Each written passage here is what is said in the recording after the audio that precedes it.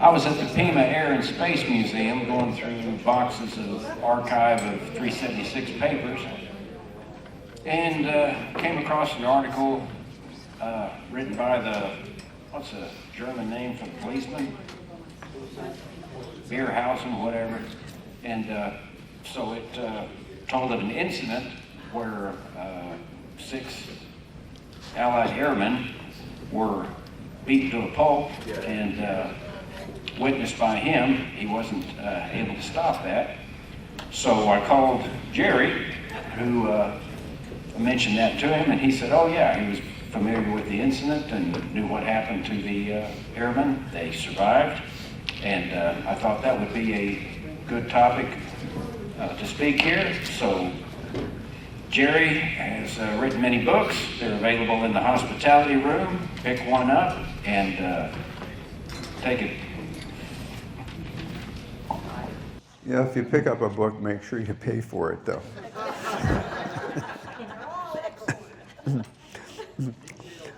Yeah, I haven't been here for a few years, but I'm back again, and I'm just happy to be here.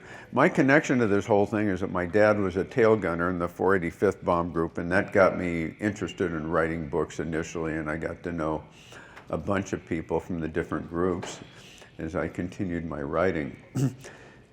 And a few years ago, 2 Austrian researchers, George Hoffman and Nicole Gohl, were working on PhDs, and they accumulated the information on every Allied airman shot down over Austria.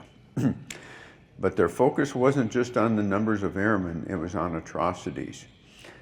And we presented information at our last standalone reunion, and the vets who were there were just appalled that in the last months of World War II, these American airmen who went down, it was very normal for them to be murdered. And you'd think at the end of the war, things would be different, that they'd be saying, hey, we lost this thing, we better be good. That was not the case. The atrocities increased. So I'm going to talk about a little bit why that sort of thing happened and the overall numbers, and I hope you find it interesting.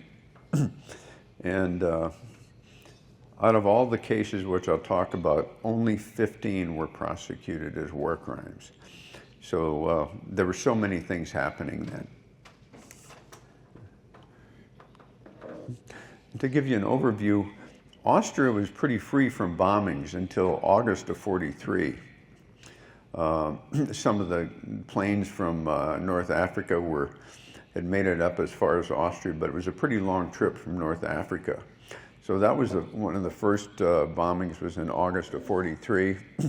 By December of '44, the 15th Air Force had gotten its foothold in Italy, and the attacks increased, and there were strafing missions at that point. And most of the bombing missions had to do with transportation at that point. And the Russians were coming from the east, and we were really supporting the Russian effort in many of the bombing missions. And the last major attack was on April 25th, 1945, when Linz, Austria was attacked. And I think we lost 7, it was a kind of a maximum effort, and I think 7 B-24s and B-17s went down that day.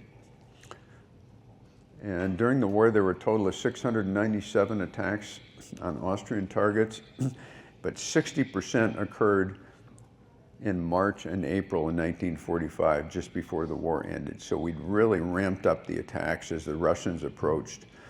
And that's when so many of these atrocities occurred. As far as losses over Austria, over 4,000 Americans went down over Austria, 158 British airmen, 2,641 survived as prisoners, 24 Brits survived as POWs, 1,475 Americans lost their lives over Austria, and 133 Brits lost their lives. 37 died of injuries in hospitals, 70 Americans were confirmed murdered. And I just got an email from George in Austria, and he said that that there were his investigations showed that 127 men died violently after they were on the ground. He was careful to say that they weren't all atrocities, that he couldn't prove all of them, but he earlier had confirmed that more than 70 Americans were murdered. 100 Americans are still MIA over there, and 9 British airmen are MIA. We found this picture from a 43rd Bomb Group crew, the guy that was shot down. Don't know his name, but he was on Lieutenant Scranton's crew down on May 10th, 44. This is before most of the atrocities occurred, and I think this airman survived.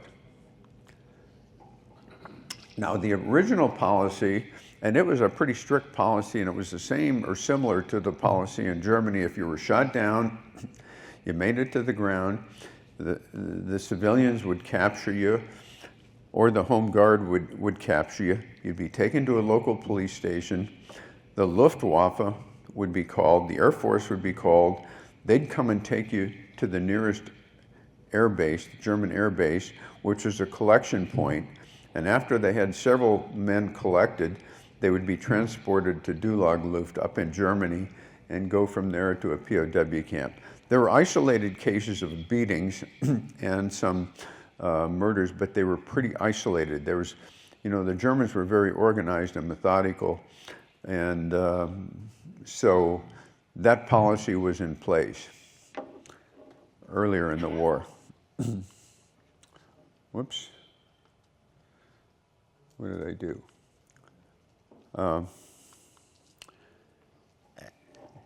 This just kind of shows the retreat as the Germans entered Austria, or came back into Austria. Their fighting troops were being pulled back, as well as the Hungarian troops were on the side of the Germans, because the Russians were pushing into Austria, and they were moving pretty rapidly.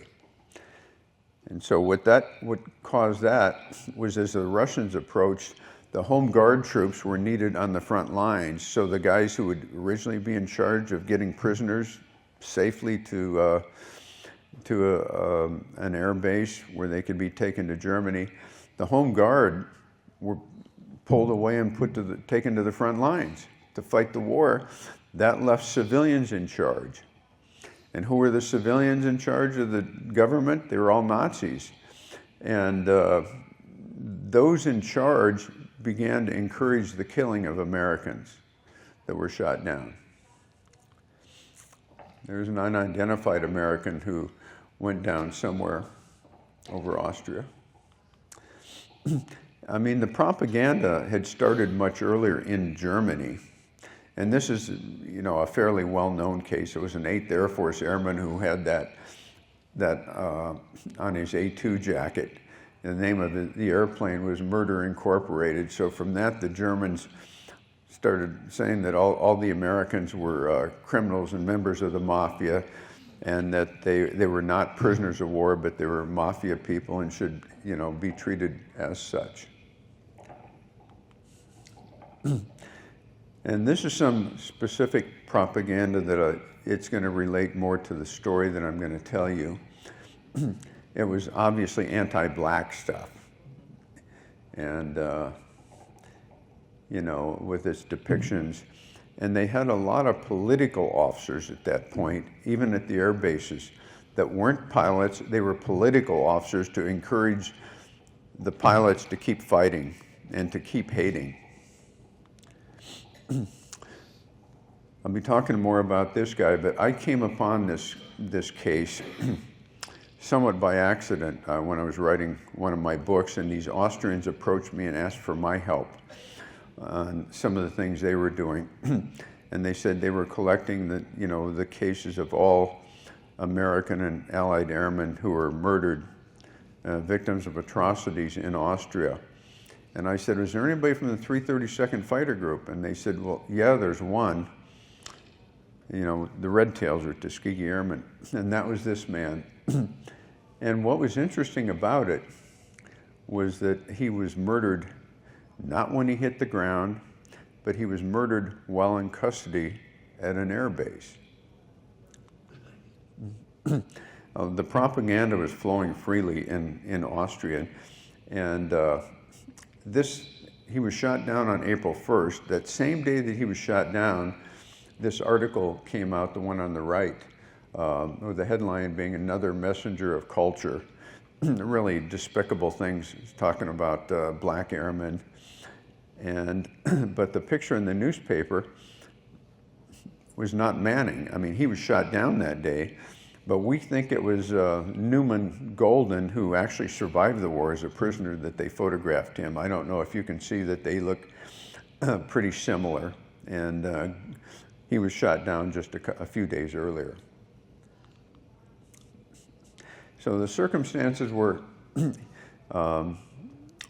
several planes, they were escorting a different bomb wing up into Austria or Germany, and as the Red Tails were released from their responsibilities, several of them asked if they could go and check for shipping on the Danube River, because they did a lot of strafing and try to stop the shipping, and they got permission. So 7 or 8 planes left the formation to go down. They didn't see any targets there, but they were attacked by several German fighters. Really odd that late in the war. And Manning was observed to shoot down an FW-190 in the ensuing dogfight. 2 P-51s went down that day in that dogfight. One of them nosed into the ground, and so nobody got out. The other one parachuted out. So they figured he made it to the ground safely. Well, it turned out it was Manning that made it safely to the ground. He was met by some pretty irate Austrian civilians, including the local Nazi party official, who was encouraging the crowd to murder him right there on the spot. Well, another Nazi party member who was in the army was home on leave, and he heard about that. And he went to the site where Manning was shot down, and he stopped them from killing him. I mean, he's a Nazi party member, but he said, no, this guy's a prisoner. We don't kill prisoners. And he actually escorted Manning back to the local police station because he was so concerned that they were going to kill him. And he waited there at the local police station with them until the Luftwaffe, until the Air Force came to pick him up, because he was concerned about it.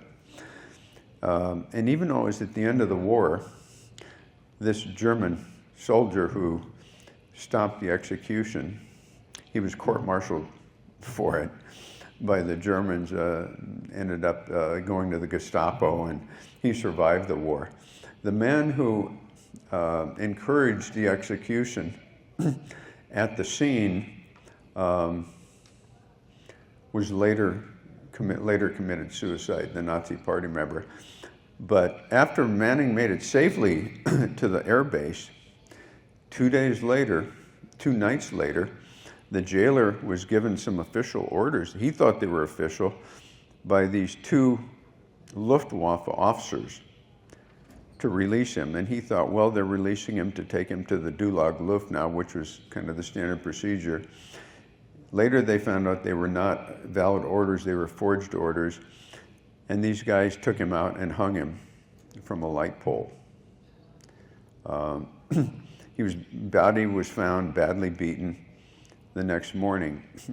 And a base policeman saw the body hanging and went to the command, and there was a sign on it. There was a group called the Werewolves who were supposed to go up in the hills in the mountains of Austria when the war ended and continued the fight. These were the most fervent Nazis, and there was a sign around his neck saying, "We help ourselves, the werewolf." This policeman reported it to the base commander, and the base commander got all freaked out, and he goes, "Oh, that's not a human, that's a doll. Go bury that doll."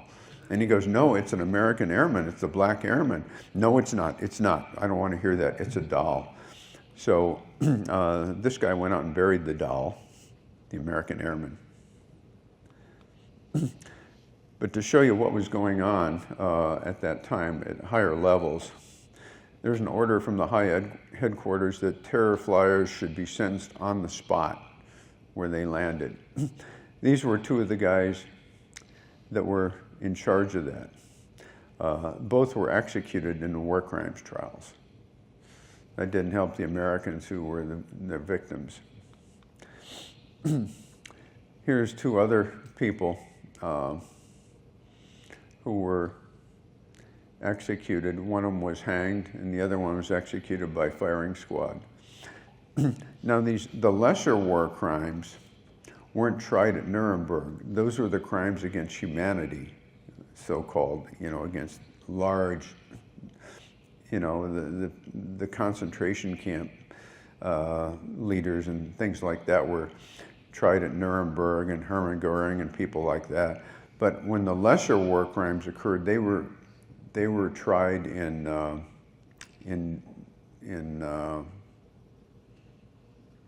Munich, right near Munich.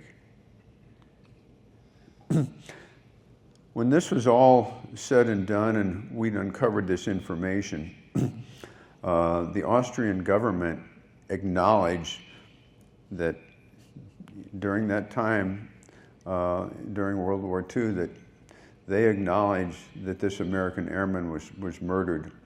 And they had a ceremony in 2018, a memorial ceremony, honoring that. And they invited people from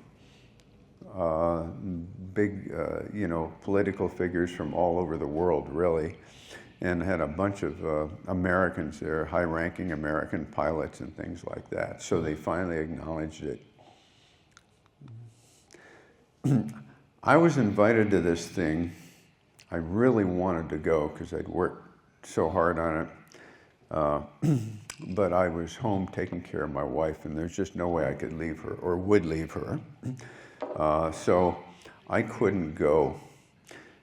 And I started talking to, people about this. And I'd been in touch with a guy by the name of Harry Stewart, who had actually shot down 3 planes in that same dogfight. He was a friend of Walter Manning's, and I interviewed him because I wanted to find out what kind of a guy Manning was. Was he one of these guys who was in your face, and who could really provoke people? Not that that would be a reason to murder the guy, but what kind of guy? And he said, no, Walter was not that way. He was just the nicest, easygoing guy. He would have never done anything to make the Germans mad, the soldiers mad. And he was a good friend of his. So I found out he was still alive, so I called him and talked with him, and I told him about this ceremony. And he said, gee, I wish I could go. And he said, I don't know. I said, are you able to travel? He goes, yeah, but my daughter insists on going everywhere with me. I don't know. She thinks I shouldn't be traveling alone. Well, I think he was only 96 at the time. So I said, well, let me see what I could do. So I called the embassy in Vienna and talked to the American colonel that was trying to get me over there. And I said, one of his good friends who was on that mission with him and who actually shot down 3 German fighters in that dogfight is alive, he's well, he can travel, and you need to find a way to get him over there for that ceremony. And I said, do you have a budget? And he goes, we got no money at all for that. And I go, well, I don't have a lot of money, but I'll chip in $500 and I'll try to raise money. But this thing was coming up in 2 weeks.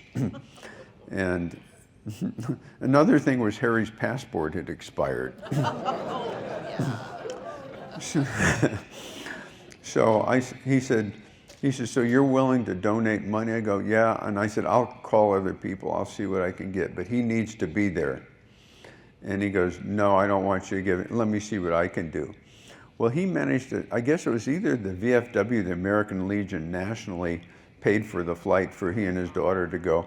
And the Austrians took care of all the expenses. We were there.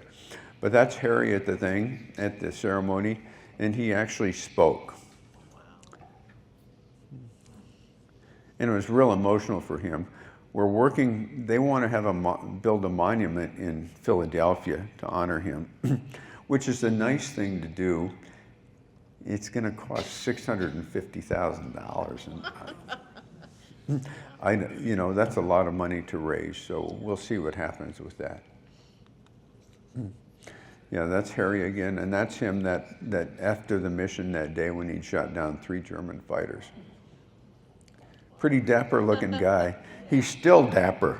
I mean, I talked to him, he had his 100th birthday on a few months ago, so I talked to him about it, and he was still doing well. Whoops. So what happened to the executioners? On April 8th, that fighter wing, of which these 2 murders were part of, was disbanded. And most of the people in that fighter wing were sent to the Russian front, which was just a few miles away. So the 2 men that we'd identified, 2 officers, Berg and Hammer, could have been killed by the Russians. We don't know. It was first reported through to the Americans through the OSS. There was this cryptic message that said an American airman was hanged in Austria. Very little information. But then after that, there was nothing for a few months. And then in November, the Americans, there was a P-47 fighter group that had taken over that Air Force base in Linz. And this officer was looking out his window one day. It was a rainy day in November, and he sees this Austrian digging a hole. He goes, what's he doing out there? So he went out there to find out what he was doing. And he said he was placing a cross there for the American airman who'd been murdered. The guy goes, what? And he goes, yeah, when the first Americans came through, the first ground troops, I told them, and I had his flight jacket that I'd taken and gave that to them, and I don't know what happened. So that's when the real investigation began. The remains were taken. I made some effort trying to find these 2 guys. I thought, and this is several years ago, and I thought, if they're still alive, we need to try to find them just in case they're alive, because even if nothing happens but their grandchildren are aware that they're murderers, somebody needs to know about this. That was my vindictive side of me. I used to be a policeman, and I guess that speaks for itself, but there should have been some accountability. But that fighter wing at that point was still having reunions, but George and Nicole tried to investigate and couldn't come up with it. It's possible they were killed at the Russian front. It's possible they were killed, or they died of natural causes, and there was little likelihood they were still alive at that point, but we still made a search. We didn't have their names. We had their ranks, and we had their last names, but not their first names. The information that I got about this whole thing came from the war crimes investigations. This was investigated as a war crime, and it was investigated from the time they became aware of it up until 1947, and they hadn't found him, and then it just kind of dropped off. But I've since learned that most of those war crimes investigations, again, these weren't crimes against humanity, they were lesser crimes. And they were trying to normalize relations after 2 years, so most of them were just dropped.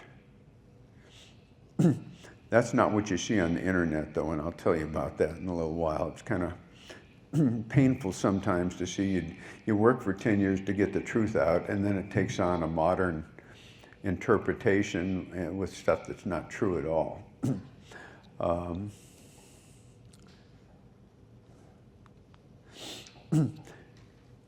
Here's this is a map of all the crash sites. And the war crimes, suspected war crimes, are marked in yellow, and all the crash sites are in red. There's a lot of planes that went down over Austria. These are some of the people who helped with the investigation. That's Nicole and George on the right. got their PhDs on this, so they are the real experts, and they've shared it with me. And I contacted them a few days ago because I wanted more information to make sure that it was okay to include what they had told me, and they've written books on this. And I do have a book of every that they wrote. It has a listing of every American and British airman that went down in Austria during the war and the dates. So if any of you are interested in taking a look at that, I've only got one copy of the book, but I'm happy to share it, and I'll be here in the hospitality room for a couple days more. Craig Huntley is kind of the unrecognized expert on Tuskegee Airmen. He never wants credit for anything, but he was able to give me a lot of helpful information. I interviewed these guys, and I don't know if any of you remember Bob Friend, who came to one of these reunions a few years ago. Dallas. Yeah, in Dallas. He's gone now. He was on that same mission that day too, but he was quite a man. But those guys I interviewed all of them to try to find out what made Walter Manning tick. What kind of guy was he? What was his background? And that's the end of the official part of my presentation, except for I got some more information, and I'm happy to answer questions. Out of all these murders, George sent me a list of 127 Americans that all were the victims of violent murders after they were or violent crimes and met violent deaths after they were on the ground. He didn't call them all murders because a lot of them weren't investigated until their natural end. 127 Americans met violent deaths. Only 15 cases were actually prosecuted by the war crimes people out of all those Americans. 107 are still MIA. And I've got the numbers too.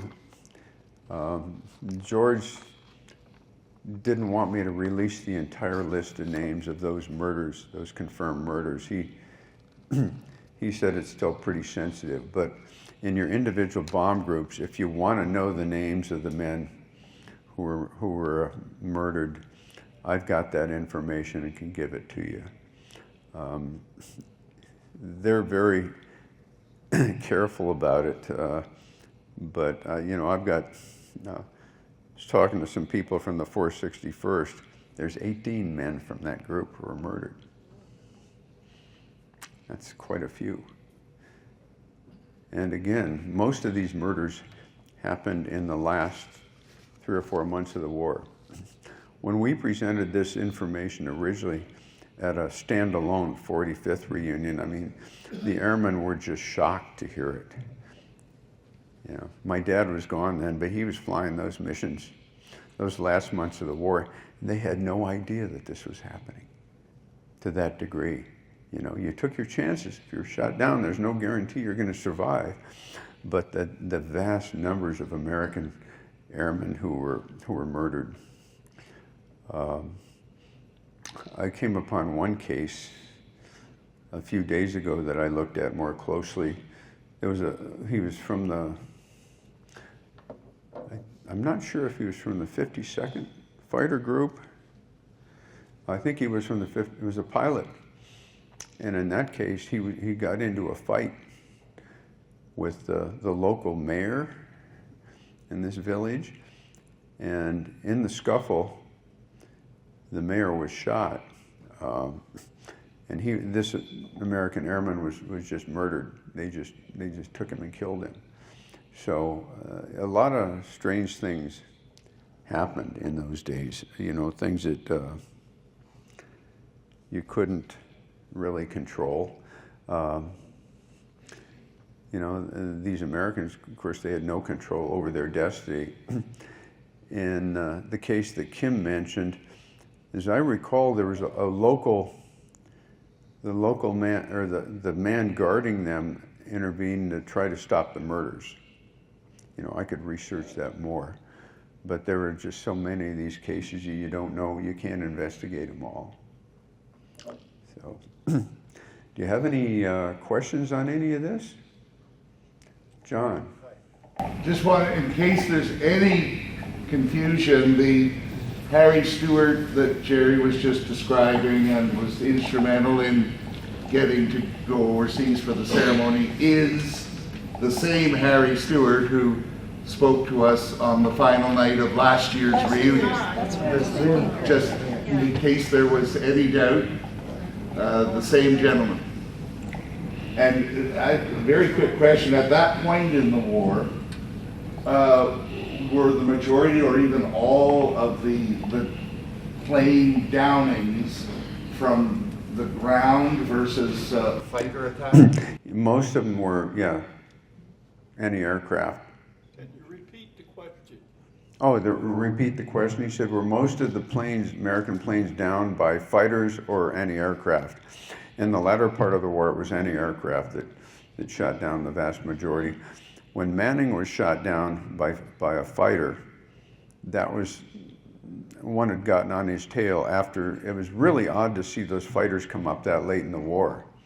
But in that dogfight, I think about 12 German fighters were shot down by these guys. And Harry Stewart shot down 2, and he was chasing the 3rd, and he followed it until the guy hit the ground trying to get away from him. So that's where he got his 3rd victory. But, you know, I think it's unusual. I know it's unusual that was a fighter thing. It's really unusual that it was 2 Air Force officers that did the murder. Really unusual, because when I told Bob Friend about it, who was the guy who was here at one of our reunions, he said, when I initially told him, I said, "Do you really want to know?" He said, "Well, we weren't sure which one hit the ground and which one parachuted out because it was in the middle of a dogfight, you know. And so we just knew that they both died, and I said, "But do you I don't want to hurt you guys, you know. Do you want to know what happened to him?" And he said, "Well, yeah." And I said, "They murdered him. They hanged him." He said, "Oh, no." He said, "Who did it?" I said, "The Air Force." He goes, "No, those are the people you want to be captured by, fellow airmen, you know." He said, "We were told that if you get captured at an air base or something, your chances are pretty good because it's fellow airmen. They understand."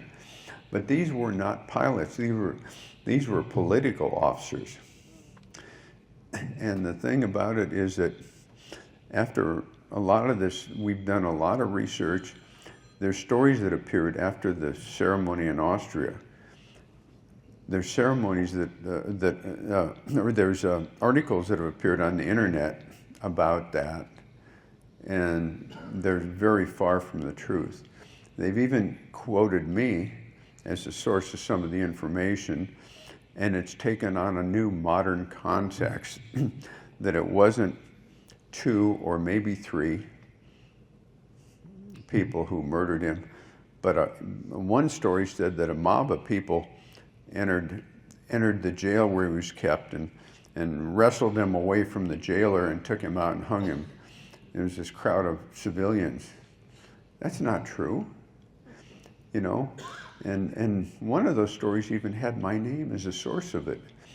And so it's really, you know, when sometimes you can't put these things in a modern context. You have to look at the facts.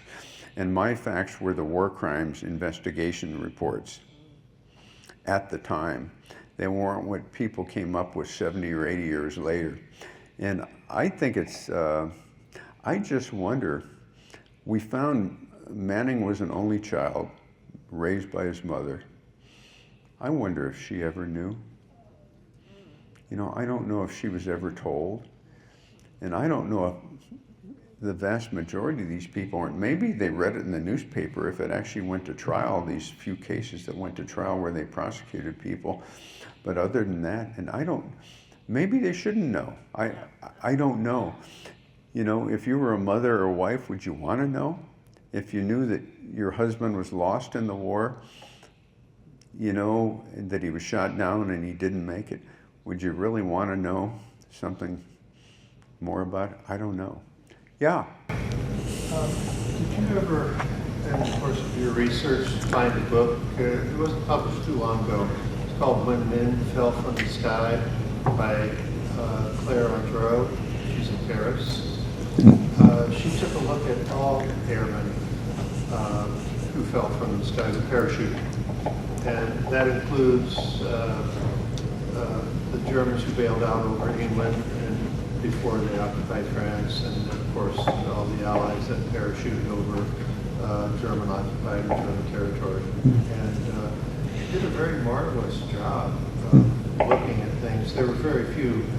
I think there were 2 German airmen who were killed in England by a mob, but that was it. But by comparison, the Germans and the Austrians did far more.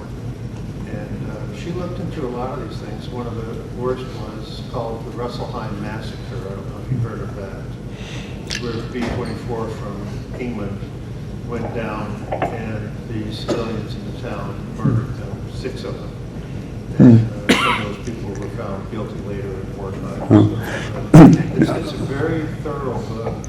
Yeah. Take a look at it. Okay, yeah, I wasn't aware of that book. I'll see what I can find. And if you couldn't hear him, he was talking about a book that was published about airmen from both sides who were shot down and, you know, what happened to them. She's very easy to contact in Paris, and the author, and very communicative. She's excellent in English too, and very, very good to talk with.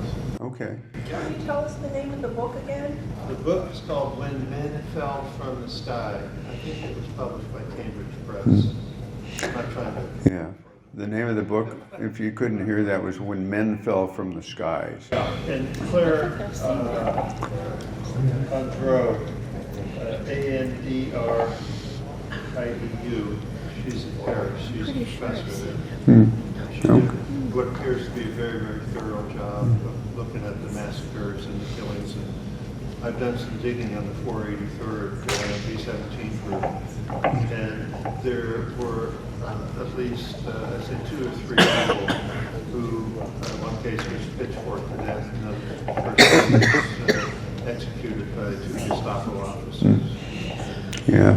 There, regarding the 43rd, I've got, regarding the 43rd bomb group and atrocities in Austria, I came up with 2 in Austria.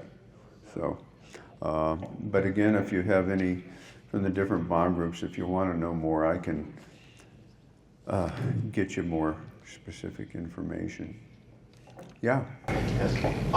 Would you by chance have any details about airmen from fighter groups? I'm with the 325th fighter group, and would you have any details on men from the 325th that were lost? Just that went down? Yeah, I've got a complete listing in this book of every airman that went down in Austria, so I can show you the book. I don't know if they're listed in order by group, but the names are all there. And there's no identified atrocities of any of those from the 325th. Thank you. Dick.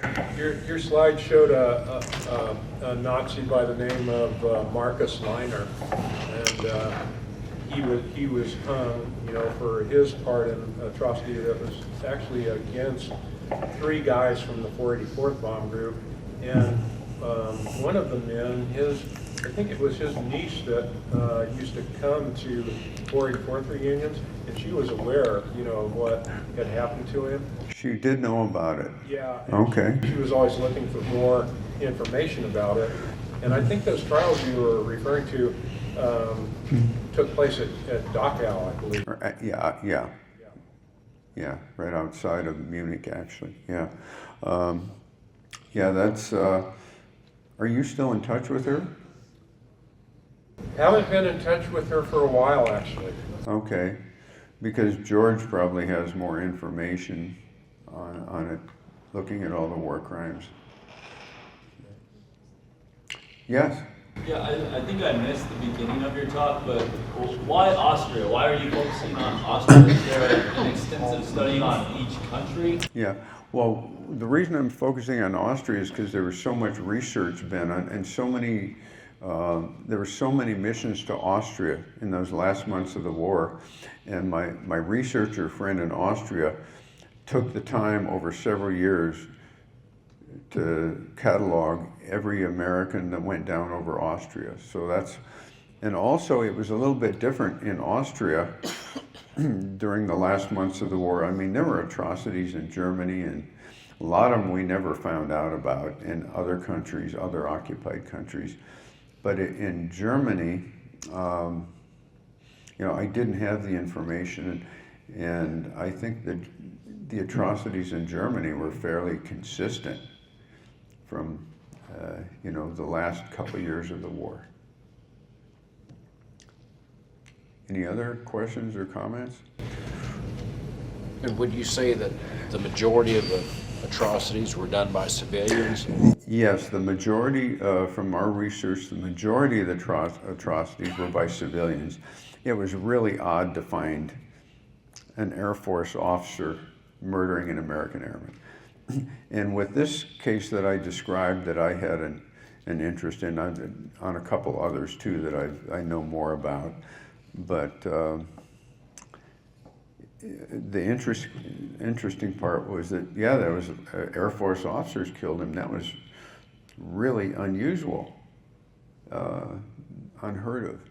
Also, the way he was killed, there's no doubt in my mind, and I don't get into politics, okay? Let other people draw their conclusions as they may.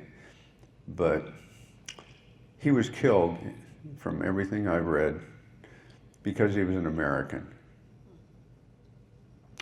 The way he was killed was probably because of the color of his skin. You don't find many hangings, you find stabbings and shootings and stuff. And he was badly beaten also, but we don't know if that occurred before death or after death. No witnesses were found. I mean, he was, I believe that when the graves, the war crimes, or the people, the mortuary affairs people, when they exhumed him, I think he was, it was several months after the war. And he's buried over in Europe, in the Lorraine cemetery over there. His mother apparently decided to leave him with his buddies over there. Okay? Yeah. I've also heard and read that atrocities in Austria also occurred to bodies of airmen killed in action that were recovered in the country. Is that something you found also? You mean that the beatings occurred after death? Yeah, that wouldn't surprise me. When they moved the body. When they moved the bodies? I have read a couple stories about that, yeah. Tragic things happen, that's for sure. Any other questions or comments? Okay, well, I'll be around for the rest of the union. I'll be in the hospitality room most of the time, and I'm going to try to stay sober. So, thank you for your time.